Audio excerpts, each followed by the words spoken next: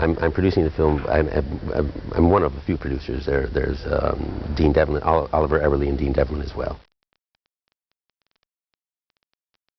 A particular credit has to be given to Mario Casar, who really is Roland's responsible for what we're doing here, but Mario's responsible for Roland, and thereby Mario is responsible for this, and I just think it's important because here I am talking about film, and Roland's out there directing the film, as we can hear all this stuff going on, but it was Mario's belief in an idea that made this picture happen. Ultimately, he's really the architect behind Roland's vision, and everybody needs to know that. Yuma, being an hour's plane ride away from here, was a very convenient location, and it also offered up visually exactly what Roland was looking for and what the script really demanded, and that was endless sand dunes and vistas of sand dunes. So Yuma was a fairly obvious place to do the film, as we were based in Los Angeles. But when we were in Yuma and we filmed there for some 7 weeks, we used over 16,000 extras, not on a single day, but cumulatively.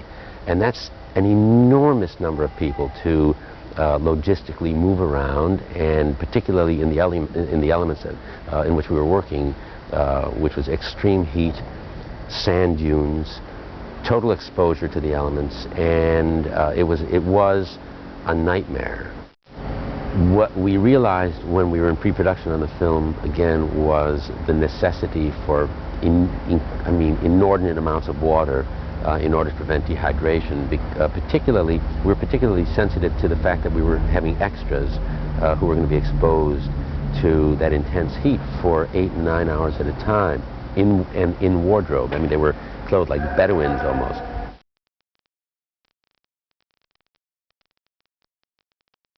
The Stargate, within the context of this story, represents a kind of enigmatic object or device that is discovered in 1928, and it's taken over by the military, who has some ideas that they are trying to perfect.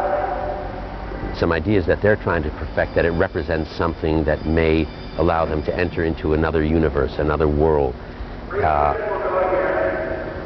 It took, however, 70 years, almost 70 years, for them to even begin to decipher the code and enter our character, played by James Spader, who is a kind of wunderkind, who figures it out. He figures out in 14 days what the military hasn't been able to figure out in years and years and years and years.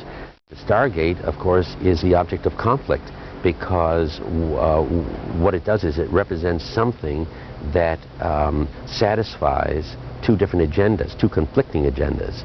And so Kurt Russell has his agenda, and it's a clandestine one. Spader, who's an innocent, has kind of the universal agenda, and he's discovered something that's quite magnificent and quite wonderful. It's, however, in direct conflict with what Kurt Russell's character is intending to do once he does go through this doorway, or the Stargate, and encounter what is suspected as being something quite evil and thereby needing to be done away with. Spader, on the other hand,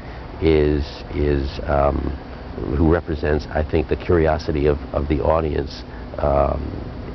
He represents the character in conflict who's been duped, and in being duped retaliates. It would be unthinkable in many ways, practically speaking. It would probably be an impractical idea to think that one could do this film without the possibility, the technological possibility of digitally enhancing the images that we put up on the screen.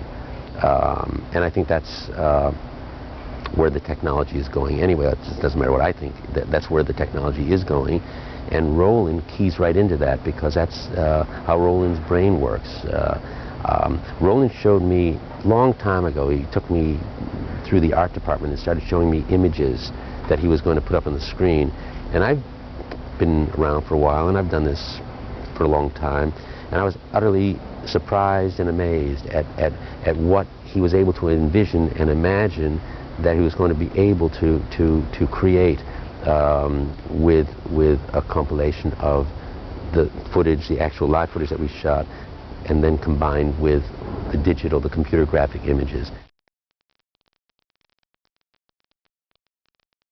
I think Roland's sensibilities bring everything that you see to this project. I mean, this really was masterminded by Roland's imagination, and this is simply a manifestation of what Roland dreamed up and thought about and kind of directed in his own brain. And this is all, ultimately, this is the material extension of Roland's idea and Roland's imagination. And I am in utter awe of Roland for being able to have this kind of the magnitude of this film, the size of this film in his brain. I couldn't do that. I guess that's why I don't do what he does, but then he has to rely on someone like me to make it happen for him too.